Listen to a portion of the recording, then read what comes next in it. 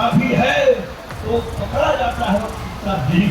और पहले जो अपराधी होते थे वो नेताओं के साथ घूमते। बजिया के आगे जब हुए हैं तो जन सैलाब हमने देखा है। निश्चित रूप से आज तक कल्याणपुर के क्षेत्र में कहीं इतना बड़ा नीतीश जी और मोदी जी के आने के बाद देश बदल रहा है, गांव बदल रहा है और गरीब की चिंता हो रही है।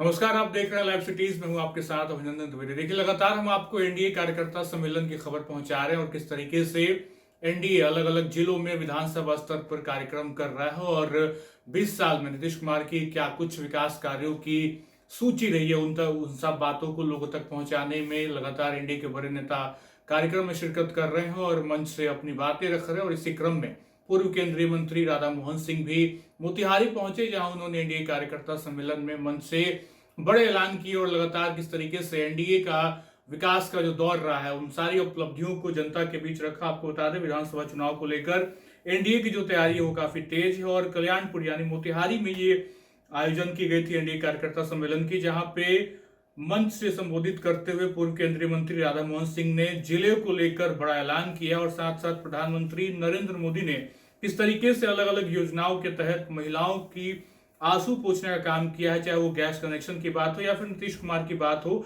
नीतीश कुमार को लेकर भी उन्होंने कहा कि नीतीश कुमार लगातार बड़े बड़े ऐलान कर रहे हैं और जिस ऐलान से युवा पीढ़ी हो या छात्र हो या फिर महिलाएं हो उन तक योजनाएं पहुंच रही हैं और लगातार बिहार में विकास का कार्य और लगातार किस तरीके से बिजली का सौगात जो नीतीश कुमार ने दिया है और मुफ्त बिजली बिहार में, साथ साथ पीएम मोदी लगातार किस तरीके से बिहार को लेकर लगातार बिहार दौरे पे हैं और बड़ी बड़ी सौगातें दे रहे हैं। तो लगातार एनडीए के बड़े नेता मन से उन सारी उपलब्धियों को गिना रहे हैं।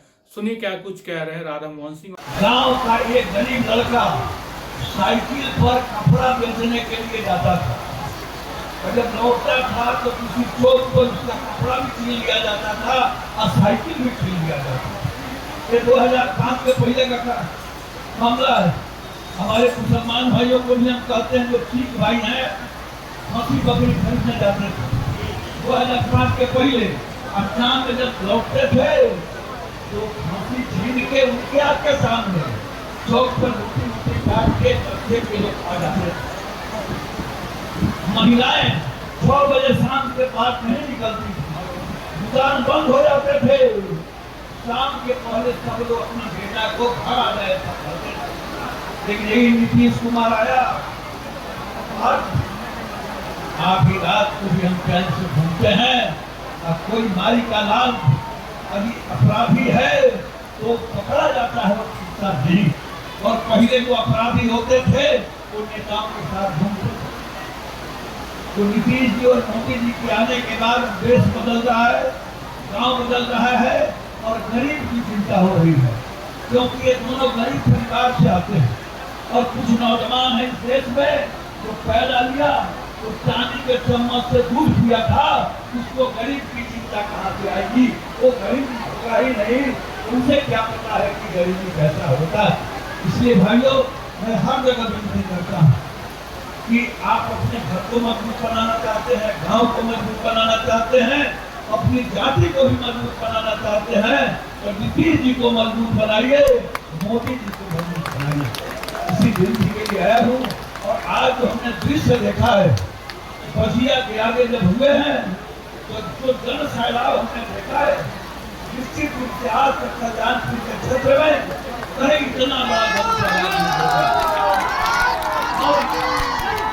अभी हमारा सम्मेलन हुआ, गोविंदगंज में हुआ, हरसुट्टी में हुआ, मोतिहारी में हुआ, त्रिपुरा में हुआ। मैं ग्रंथ के विरोध पर कर सकता हूँ कि सबसे बड़ा सम्मेलन अभी कोई हुआ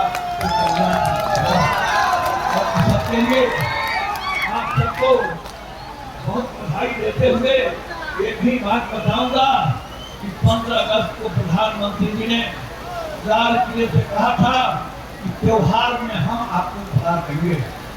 त्योहार आने वाला है तो त्योहार में हम क्या करते हैं, पूजा की थाली सजाते हैं।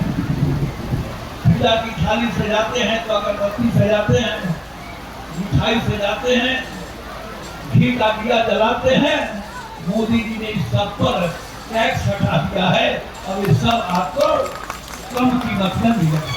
मित्रों, इसका ठेकुआ का स्वाद भी अच्छा लगेगा, क्योंकि वनस्पति तेल का दाम भी कम कर दिया है, घी का भी कम किया है, और आटा, चावल, गेहूं पर जो टैक्स लगता था, उस टैक्स को भी मोदी जी ने समाप्त किया। और 22 सितंबर से ये जो टैक्स कम किया गया है, ये बाजार में लागू हुआ।